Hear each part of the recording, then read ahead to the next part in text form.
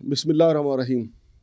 Rawalpindi development authority کے حوالے سے ہم نے کئی پروگرام کیے، آپ کو بتایا تھا کہ راولپنڈی ڈیولپمنٹ اتھارٹی ایک تو قانون کو ڈھیلا رکھتی ہے جس کی وجہ سے غیر قانونی ہاؤسنگ سوسائٹیاں وجود میں آئیں، اور ایک ویڈیو بھی سامنے آئی ہے جس میں دیکھا جا سکتا ہے کہ راولپنڈی ڈیولپمنٹ اتھارٹی کے جو اعلیٰ عہدیدار ہیں وہ کتنے پریشان ہیں کہ اب کیسے پکڑا جائے جو زیادہ فائلیں فروخت ہوئی ہیں۔ لیکن اس سے بھی بڑی خبر یہ ہے کہ راولپنڈی ڈیولپمنٹ اتھارٹی کے اپنے اکاؤنٹ سے جو پیسے نکلے تھے تقریباً 4 ارب کے قریب، اور ان کا اپنا ایک ملازم جنید تاج جو ہے وہ سیالکوٹ میں پرسرار طور پہ مارا گیا تھا۔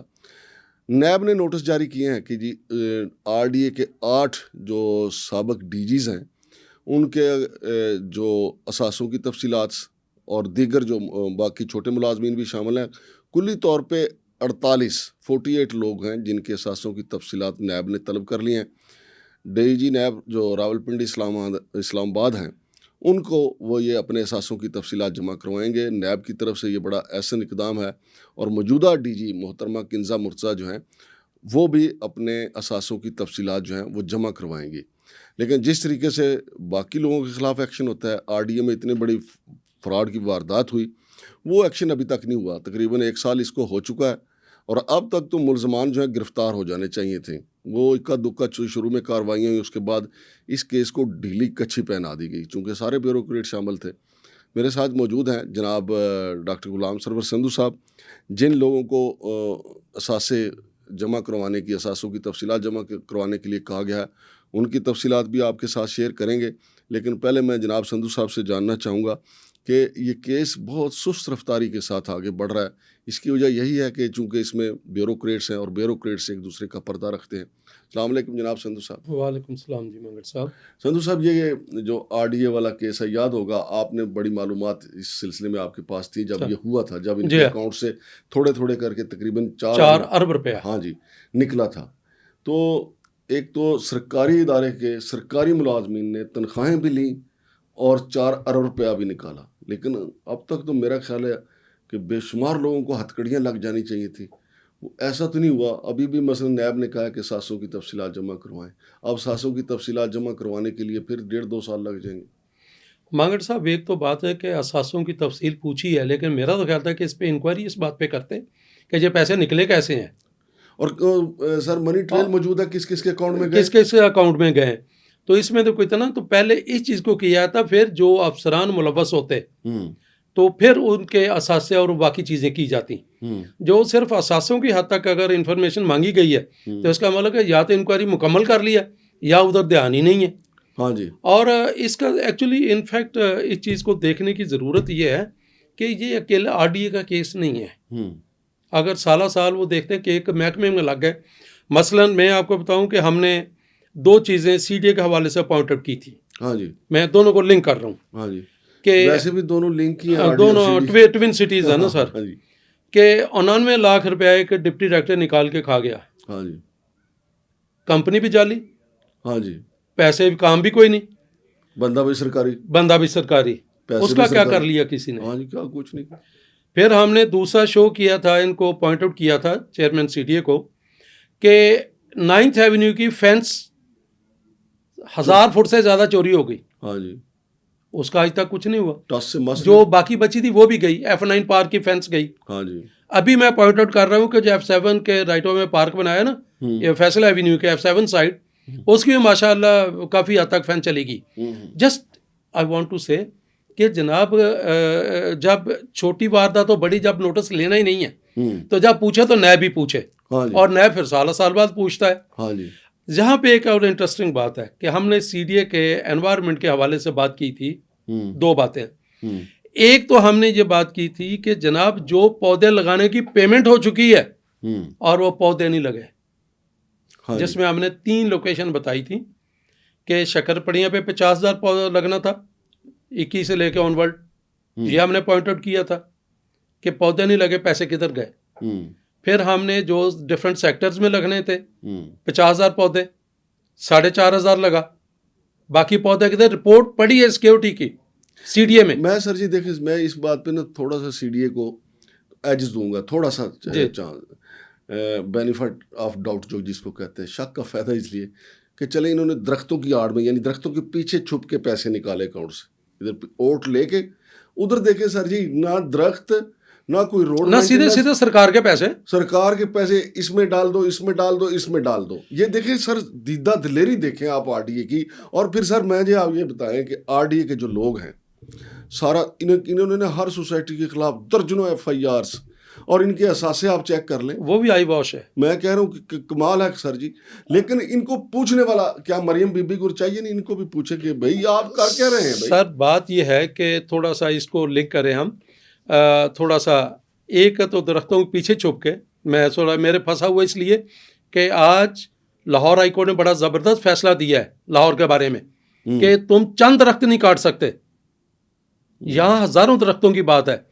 میں ایک سادہ سا آپ کو مثال دوں, لاس کا حساب لگا لیں کہ F8 مرکز میں ایک درخت کٹ رہا تھا جس کا ہم نے ویلاگ کیا تھا. ہاں موقع پہ جا کے تو وہاں پہ ایک تو ایف آئی آر ہونے لگی تو ڈائریکٹر واردات کر گیا کہ اس نے 50,000 فائن کر کے جان چھڑا لی. میں کہتا ہوں چلو 50,000 ڈائریکٹر نے فائن کیا, بہت اچھی بات ہے, چلو کچھ تو کیا. لیکن اس کو ہم جوڑیں شکر پڑیاں سے جہاں پہ 15,000 ایکسٹرا درخت کاٹا گیا. ہاں جی, ملبری کا, اور کٹ رہا ہے ابھی تک کٹ رہا ہے.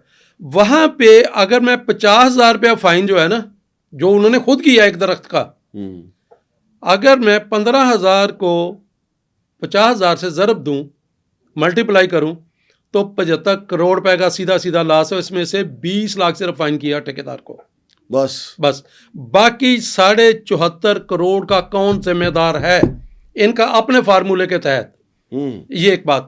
اب بات آ گئی دوسری, ہم آ جاتے ہیں آر ڈی اے کی طرف. مجھے تو یہ لگتا ہے کہ وہاں پہ یہ روٹین کا معاملہ ہے کہ جی ٹھیک ہے پیسے 4 ارب ادھر ادھر ہو گیا تو کسی نے پوچھا پتہ نہیں کتنے سال گزر گئے اور اس خبر کے مطابق مرحوم ہے بیچ میں. اب ان کے لواحقین سے تو نہیں لینے جائیں گے.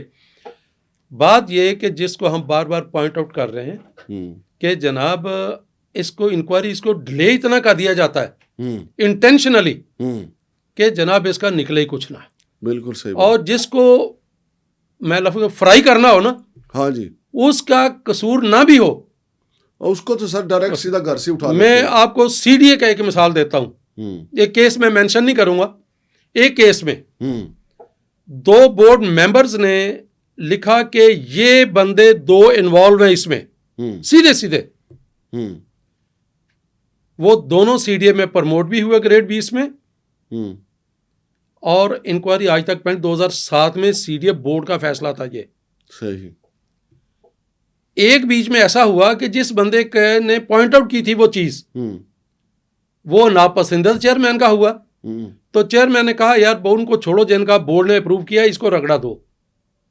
جب یہ ایٹیچیوڈ ہوگا.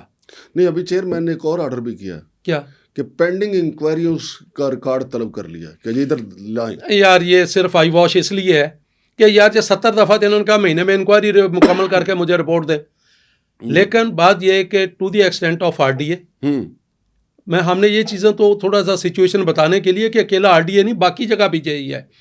لیکن بات یہ ہے کہ آر ڈی اے کے معاملے کے میں کہوں گا کہ جس سے چیف منسٹر صاحبہ جو ہے نا انہوں نے گٹر کے معاملے میں ایکشن لیا ہے, میں اس کو جسٹیفائی نہیں کر رہا. وہ ایکشن اگین میری اپنی ریزرویشن ہے کہ it was a delayed action, لیکن اگر لیا ہے تو یہ 4 ارب جو عوام کا پیسہ, سرکار کا پیسہ, افسر ون وے آتی ادھر اپنے اکاؤنٹ میں ڈال گئے, کھا گئے, چلے گئے, کچھ مر گئے.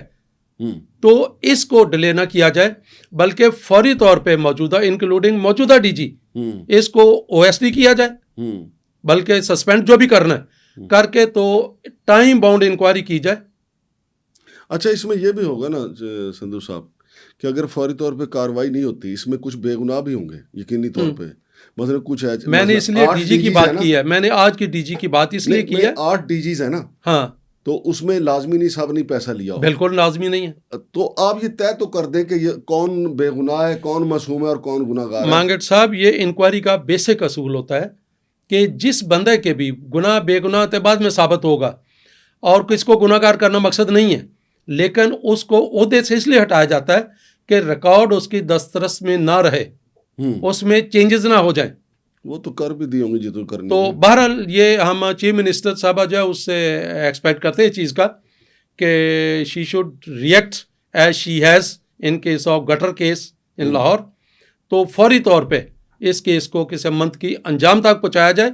اثاثے نمبر 2 پہ نیب کرتا رہے لے کر رسپانسبلٹی فکس کی جائے اور بندوں کا تعین ہو کہ پیسے کس کس کے اکاؤنٹ میں یہ سرکاری کھاتہ لگائے. بہت شکریہ جناب سندھو صاحب. تو ناظرین اس سے پہلے کہ یہ جو انکوائری ہے 4 ارب سے متعلق جو دستاویزات ہیں آر ڈی اے والے آپس میں ایکا کر کے اس کو کسی گٹر میں ڈال دیں، میں آپ کو بتا دوں کہ جو نوٹسز ہوئے ہیں وہ کس کس کو کہا گیا کہ وہ اپنے، ویسے تو نام چونکہ 48 بہت زیادہ ہے، میں جو چیدہ لوگ ہیں ان کے نام بتا دیتا ہوں. ایک تو موجودہ جو ڈی جی ہیں کنزا مرتضیٰ صاحبہ وہ ہیں، اور سابق ڈی جی عامرہ خان صاحبہ ہیں، مقبول داولہ مرحوم جو ہیں، مقبول داولہ صاحب ہیں، اور مرحوم عبدالستار احسانی صاحب. ان کے بھی جو اثاثوں کی تفصیلات مانگی گئی ہیں. ندیم ابڑو صاحب ہیں، گلزار شاہ صاحب ہیں، کیپٹن طاہر عباسی صاحب ہیں، سیف انور جپا صاحب ہیں، سابق ڈائریکٹر ایڈمن اینڈ فنانس شاہد مار صاحب ہیں جی، عامر کیفی، خالد گرایا، ملک غضنفر، صبا گل، آصف جنجوعہ اور بابر یعقوب، ربینہ شاہین، عدنان شہزاد، شبیر حسین، یاسر محمود، خواجہ ارشد جاوید، راجہ نعمان، محمد عمران، ہاشم شیر، عاطف محمود، حسنین یوسف، شمیم اختر، محمد ثاقب، فضل نعیم، رقیہ نعیم، محمد ضیاء، سمرہ یاسمین، راشد رضوان، شاہدہ پروین، ثانیہ مجید، صغیر حسین، وسیم کیسر، نازیہ افضال، جمال راجہ رسلان، احتشام قریشی، مرحوم جنید تاج، محمد تاج، مبین تاج، احتشام تاج، یہ اس میں شامل ہیں. نیب نے ان افراد کی جائیدادوں بارے تفصیلات اسسٹنٹ ڈائریکٹر نیب راولپنڈی اسلام آباد حمزہ اقبال کو جمع کروانے کی ہدایت کی ہے. تو ناظرین یہ بڑا چھوٹا ایکشن ہے، ایکشن اس سے زیادہ ہونا چاہیے چونکہ واردات کافی اب پرانی ہوگی.